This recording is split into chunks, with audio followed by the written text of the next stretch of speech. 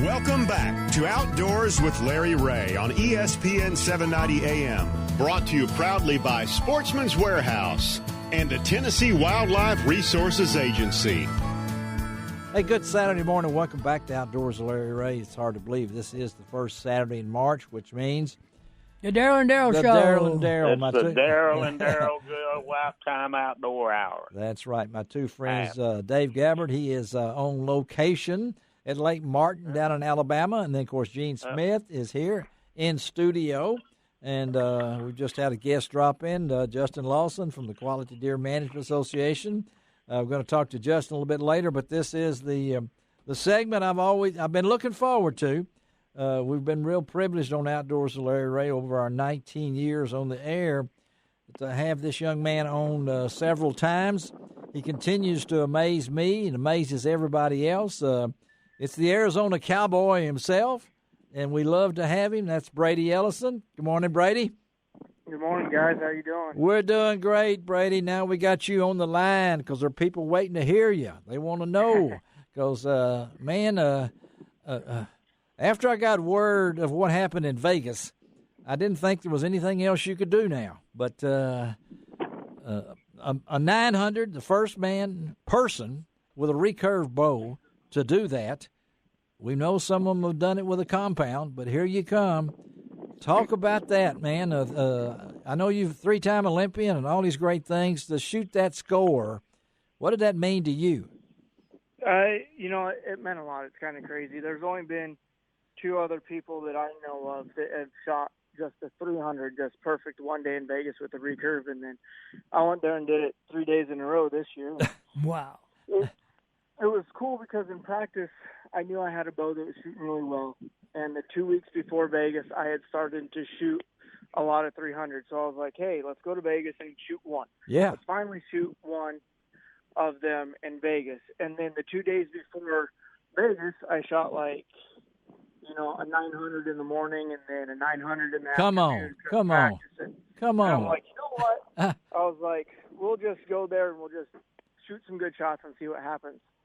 And I got the first one done the first day, and I was like, whew, all right, cool, awesome. Sarah was a little nervous. It caught, good, let's go. And then the second day was pretty easy. Easy. I shot the first 300, and I was like, cool, I shot my 300. I have a lead in Vegas. It doesn't matter now. Yeah, and that's not step you. up the second day and just started shooting, and then we get into 8, 9 ends, and I'm like, well, let's do it again. And then my last 3 arrows, I was a little bit nervous. A little bit. And I got that second 300 down, and then by that time I had a 9-point lead for Vegas. So I was like, I'm going to win Vegas as long as I don't have some type of catastrophe happen to my bow. Okay. So let's try to shoot this 900. On my first couple of ends were a little nervous, and then 3 through 6. I was pretty calm.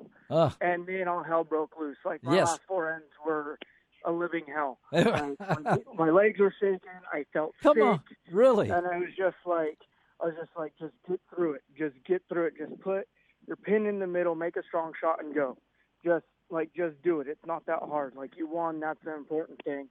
Of course, I'm lying to myself because the important thing is doing the 900. Yes, yeah. And then the last 3 arrows, the first one fired, and it fired good. I was a little bit left. And then my second one fired, and I was like, okay. And my teammate, Jack Williams, is standing behind me, and he's like, what do you need from me? I said, just tell me they're good so I can just shoot the next arrow without looking or thinking. Yes. And that third arrow, I got there, and I was like, I'm pretty nervous. I know that sometimes when I get nervous, if I make a mistake, it's going to be left. So I gave my sight 4 clicks to the left. Yeah. And a couple of clicks down, because if it was a good shot, I'd catch it high right. If it's a bad shot, I'll catch it low left. Yes. And got up there, and I said, just go, go, go, go, go, go, boom. And it fired, and it was half shaft left 10, and I was like, oh, it's over. Thank you. It's over. And I still think that that's the best and biggest thing I've had in my career. Well, I was perfect for a tournament, and I was perfect for 3 days in a row. I haven't done that before. Well, again, we're talking to Brady Ellison, who recently out in Vegas made a lot of history out there when he was able to shoot a 900. And you think about that, folks. That's somebody going out and maybe shooting 3 straight 300s in bowling. But this is an era. And I wonder what the distance is. Tell them what the distance is, because a lot of people ask me that. Yeah, so I shot it at 20 yards, and my 10 ring is about the size of a cork. Wow. A cork. Did you get that? Yeah. A cork. Man. So when you got through with all that, this is the guy that I understand you like spearfishing. I was wondering about that. You're pretty tough. So to know that, what's it been like since then? I know I've seen you on TV, man. You've been on NBC, I think. A lot of people are clamoring. Just another day in the life of Brady Ellison, right?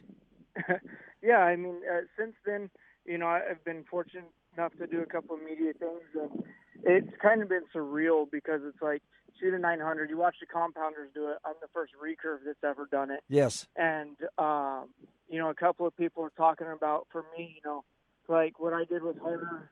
Is if you look at the stats, it's harder than pitching a no-hitter. It is. Or yes. Bowling a 300. Perfect game. I'm pitching a perfect game, not just a no-hitter. This is a perfect game because you can't get any better than perfect. Nope. Not that I know of. Even in horseshoes, you're close there. But to do this, and it just blows me away. And so did your wife? Was she impressed? Yeah, she was, and she was super happy, and it was kind of a bittersweet day because her grandpa wasn't doing very good.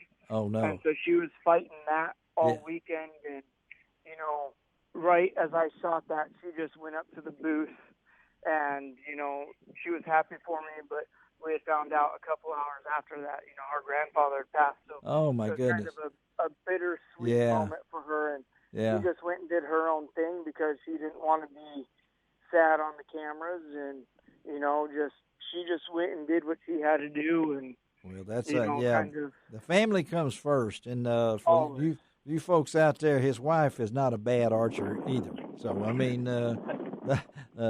they form a pretty good team between you and her. But and Brady, I know this has led to some notoriety, stuff like that. But you've been 3-time Olympian, and so much has gone on in your life and things along that line, and now Tokyo is coming up. We hope.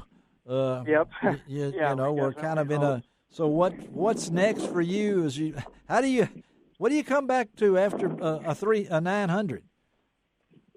Olympic gold. Like I think that's there. The You go. Step, right? Yeah. Keep pushing. Just try to break the boundaries outside too. Try to shoot scores that no one ever thought was imaginable. Just go for that Tokyo gold now.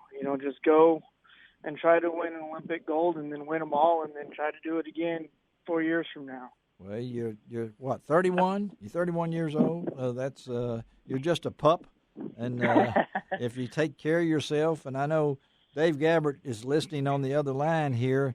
Is one of our I've got a question. I knew you'd have a question for Brady. All right, what how is? About and archers and stuff, and as a competitor, and we're talking, when you shoot a perfect score like that, and you've got a real tight group. How many arrows do you take in there? Cause I'm pretty sure do you get any shaft damage when you're shooting that tight a group, or that you have what to we actually end up doing inside, so we don't break arrows, is we shoot 3 different targets, and you put 1 arrow in each target, so you can't break it. Okay, yeah. And then when we shoot outside, we shoot on one face, and I don't know. I guess it depends on the day, but probably rate 12 to 15 knocks a week. That's amazing. That's just amazing. Shooting at 70 meters. Yeah. And to do this, I understand have you given away your belt buckle that you've been wearing forever? I understand you've got your new belt buckle, right? Yes, I have a 900 belt buckle, and it's on my belt, but there's no way I'm getting rid of. Don't get rid of that Lane Frost buckle. Has been part of you, man. I'm not getting rid of my Lane Frost buckle at all. It's actually still in my bow case, and I think I'll probably end up putting it with my Olympic medals and that once I get back to Arizona. Well, that's what one person said. You got to ask him about his belt buckle. I mean, we're big on belt buckles here, and things along that line. But you can Google Brady Ellison, find out all the information about when he was young, how he overcame a childhood disease and get where he is now, and been to these Olympic Games and things along that line, and still, it's I know for you, Brady, it's an honor to represent your country, and that gold is really what your quest is, right? Yes, sir, definitely. I love wearing USA on my back and being a representative, and I dang sure want that gold medal too. Well, we want you to get it too. You got a lot of fans, and I wish I could talk, because archery in the schools is exploding now. Yep. And it's just amazing how many kids are out there now. And I know you got lots of fans. There's no telling how many you got on Facebook. You're at least 3 more than me. I know that probably, but at the same time, thank you for taking time. Yeah, well, I got one more question. All right, Dave, do it. You've always got questions. All right. For my I'm going to give a shout out to my grandson. He's on the archery in the schools team up in Kentucky, and they're qualified. Their team made the state shoot.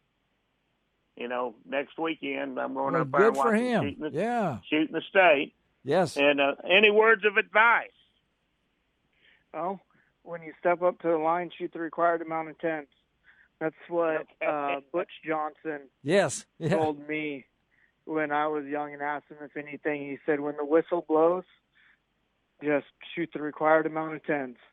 Yes. So that's always a funny one. But, archery's fun. And just go out there and have fun. Be mentally disciplined. If you know it's going to be a bad shot, don't shoot it. Yes. And if you have a bad day, it's not the end of the world. And you got some great sponsors. Let's throw those real quick, because that bow's pretty important. I know that in other spots, the arrows are important. So you've been with Hoyt for a while, right?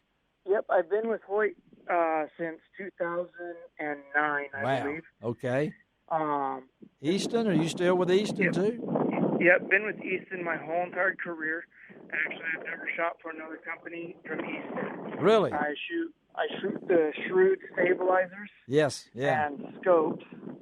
And then I've shot for True Ball, and I've always shot a True Ball release. But now we have the finger tab that they've created for me. That's right. Sight. Well, we're starting to lose you. You're breaking up. I think there's a dust storm coming through. You may be in Australia. I don't know where you might be right now. But, hey, Brady, always great to have you on the show. Thank you for taking time. Lots of fans here in Memphis, and including on Outdoors with Larry Ray, and we wish you nothing but success. Okay, buddy? I sure appreciate you guys. Hopefully we talk later next year about winning gold. Hey, there you go. Ain't no hopefully. We're going to do it, That's okay? Right. None of this hopefully stuff, all right? All right. Thank you, Brady. All right, let's take a break. Come right back. It'll be a hard act to follow, but we'll try to get Ron Wong. He's down there eating at the Bassmaster Classic, I think. Be right back.